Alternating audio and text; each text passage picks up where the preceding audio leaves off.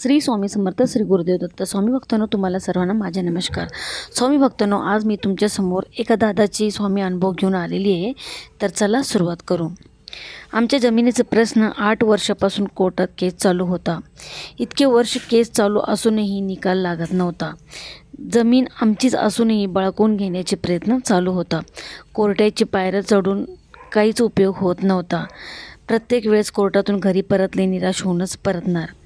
एकदा कोर्टामध्ये गेल्यानंतर मला एक काका भेटले आणि माझ्या चेहऱ्यावरचे भाव बघून त्यांनी अस्वस्थ असण्याचे कारण विचारले. बाळा, तुझं चेहऱ्यावर हा अस्वस्थपणा काय आहे? तू का एवढं थकल्यासारखं वाटतोस?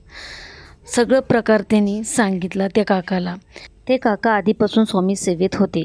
त्यांनी काहीतरी जनकल्याण योजना असते, स्वामींच्या केंद्रात त्यांनी समस्या सुटते अशी पुष्टशी माहिती दिली.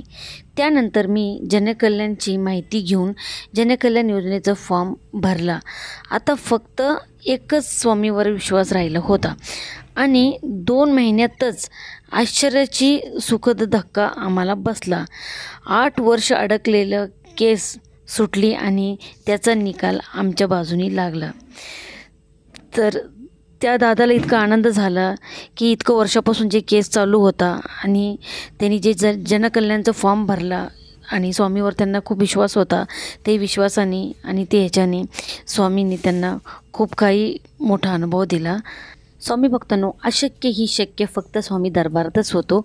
फक्त आपल्याला ठेवायचं आहे संयम. श्री स्वामी समर्थ. जय जय स्वामी समर्थ.